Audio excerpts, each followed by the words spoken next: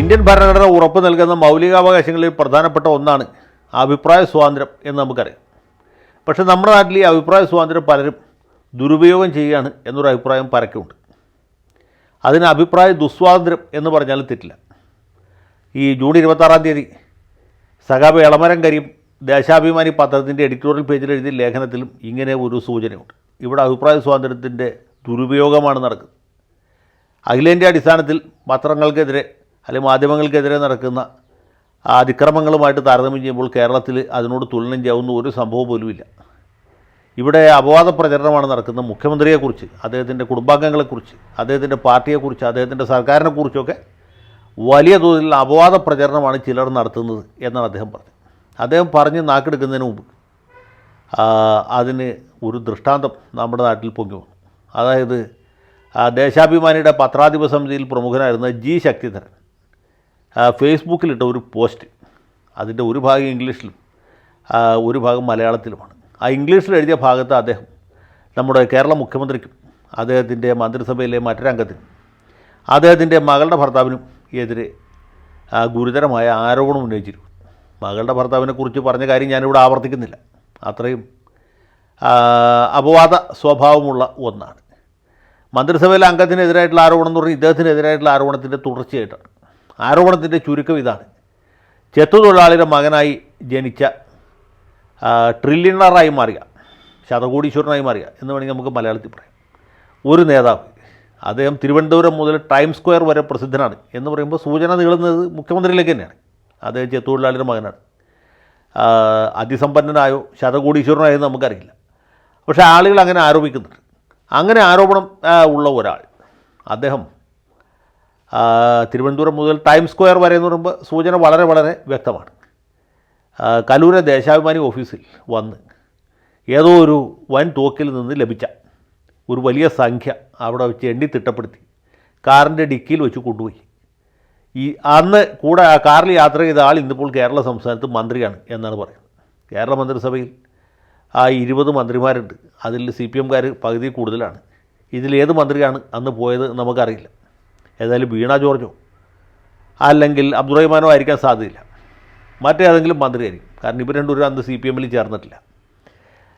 മറ്റ് മന്ത്രിമാരാരോ ഈ കാറിൽ യാത്ര ചെയ്തു എന്നാണ് പറയുന്നത്. 2,35,00,000 എന്ന് സംഖ്യ കൃത്യമായിട്ട് പറഞ്ഞിട്ടുണ്ട്. കാരണം ദേശാഭിമാനി ആഫീസിൽ വെച്ചാണ് ഇത് എണ്ണി തിട്ടപ്പെടുത്തിയത്.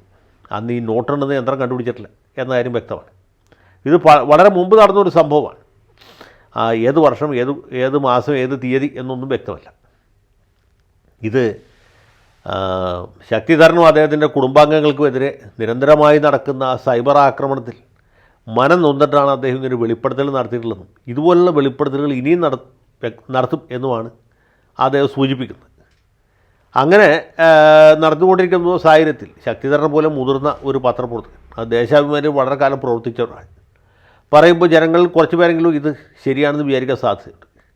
മാത്രമല്ല, നമ്മുടെ മുഖ്യമന്ത്രിയെക്കുറിച്ച് ഇതുപോലുള്ള പല അപഖ്യാതികളും പല അപവാദങ്ങളും പല സമയത്തായിട്ട് പലരും ഉന്നയിച്ചിട്ടുള്ളതാണ്. അപ്പോൾ സ്വാഭാവികമായിട്ട് കുറച്ച് പേരെങ്കിലും തെറ്റിദ്ധരിക്കാൻ സാധ്യതയുണ്ട്. ഇപ്പോൾ മുഖ്യമന്ത്രിയെ സംബന്ധിച്ചിടത്തോളം മാത്രമല്ല, ഇത് ശക്തിധരൻ്റെ ഒരു വെറും ഫേസ്ബുക്ക് പോസ്റ്റായിട്ട് നിന്നെങ്കിൽ കുഴപ്പമില്ലായിരുന്നു. കോൺഗ്രസ് MP ബെന്നി ബെഹനാൻ അത് ഏറ്റുപിടിക്കും, ഈ വിഷയത്തെക്കുറിച്ച് അന്വേഷണം നടത്തണം എന്നാവശ്യപ്പെട്ടു. അതിൻ്റെ പുറകെ സാക്ഷാൽ VD സതീശൻ തന്നെ ഈ ആരോപണം ഏറ്റുപിടിക്കുകയും മുഖ്യമന്ത്രി മറുപടി പറയണം എന്നാവശ്യപ്പെട്ടു. ഇനി ലോകത്തുള്ള സകല കോൺഗ്രസ്സുകാരും MK മുനീർ വിഭാഗത്തിൽപ്പെട്ട ലീഗുകാരും മറ്റ് UDF നേതാക്കളും മാധ്യമങ്ങളൊക്കെ ഇത് ആവർത്തിക്കാൻ സാധ്യതയുണ്ട്. ചുരുക്കി പറഞ്ഞാൽ ഈ സർക്കാരിൻ്റെ പ്രതിച്ഛായ തകർക്കാനുള്ള വ്യക്തമായ ഒരു ഗൂഢാലോചനയുടെ അല്ലെങ്കിൽ ഒരു ആസൂത്രണത്തിൻ്റെ ഭാഗമായിട്ടാണ് ഈ ആരോപണം ഉയർന്നു വന്നുള്ള കാര്യത്തിൽ എനിക്ക് യാതൊരു സംശയമില്ല. അപ്പോൾ സർക്കാരിൻ്റെ പ്രതിച്ഛായ തകർക്കുക, മുഖ്യമന്ത്രിയെ പ്രതിക്കൂട്ടിലാക്കുക, ഉത്തരം പറയാൻ ബുദ്ധിമുട്ടുള്ള അപവാദങ്ങൾ പ്രചരിപ്പിക്കുക. ഇപ്പോൾ സ്വപ്ന സുരേഷിൻ്റെ ആരോപണം വന്നപ്പോഴും മുഖ്യമന്ത്രി മറുപടി പറഞ്ഞില്ല. മുഖ്യമന്ത്രി പറഞ്ഞില്ല, അദ്ദേഹത്തിൻ്റെ സഹധർമ്മിണി പറഞ്ഞില്ല, മകൾ പറഞ്ഞില്ല, മകളുടെ ഭർത്താവ് പറഞ്ഞില്ല, ആരും പറഞ്ഞില്ല. എന്ന് മാത്രമല്ല, റിയാസ് തന്നെ ഒരു ഘട്ടത്തിൽ പരിതപിച്ചു. മുഖ്യമന്ത്രിക്കെതിരെ ഒരു ആരോപണം വന്നപ്പോൾ മന്ത്രിമാരാരും പ്രതികരിച്ചില്ല, മന്ത്രിമാരെല്ലാവരും നിശബ്ദത പാലിച്ചു എന്ന് അദ്ദേഹം TV ഏഷ്യാനെറ്റിന് കൊടുത്ത അഭിമുഖത്തിൽ പരിതപിക്കട്ടെ. ഇത്തവണയും മന്ത്രിമാർ പ്രതികരിക്കുമെന്ന് നമുക്കറിയില്ല. പ്രതികരിക്കുകയാണെങ്കിൽ ഇതിന് എങ്ങനെ ഇരിക്കുന്ന അറിയില്ല.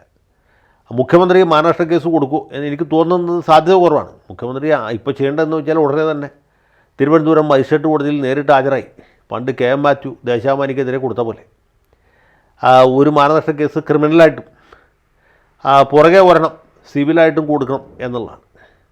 അങ്ങനെ മാത്രമേ ശക്തിധരനെയും അദ്ദേഹത്തോടെ പിന്തുണക്കുന്ന മറ്റ് മാധ്യമങ്ങളെയും പ്രതിപക്ഷക്കാരെയൊക്കെ നിശബ്ദരാക്കാൻ പറ്റുള്ളൂ. പക്ഷേ പിണറായി വിജയന് നിയമവാഴ്ചയോട് എന്തുമാത്രം പ്രതിപത്തിയുണ്ട്, ബഹുമാനമുണ്ട് നമുക്കറിയില്ല. പിന്നെ രണ്ടാമത്തെ മാർഗ്ഗം എന്ന് പറയുന്നത് 51 വെട്ടുവെട്ടിക്കുക എന്നുള്ളതാണ്. ഇന്നോവ കാറ് മാഷാ ഉള്ള സ്റ്റിക്കർ ഒട്ടിച്ച് ശക്തിധരൻ്റെ വീട്ടിലേക്ക് അയക്കുക. അതിനൊരു ബുദ്ധിമുട്ടുണ്ട്. ഇയാൾ തിരുവനന്തപുരത്താണ് താമസിക്കുന്നത്.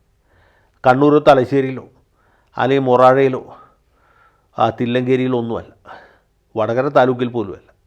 അതുകൊണ്ട് അതിൻ്റെ സാധ്യത കുറവാണ് ഇന്നത്തെ കാലത്ത്. തിരുവനന്തപുരത്ത് പ്രത്യേകിച്ചും ഇങ്ങനെയുള്ള ഓപ്പറേഷനൊക്കെ നടത്തുന്നത് വളരെ അപകടകരമായിരിക്കും. മാത്രമല്ല ഇനിയും ആരോപണം ഉന്നയിക്കുമെന്ന് പറഞ്ഞിട്ടുണ്ട്.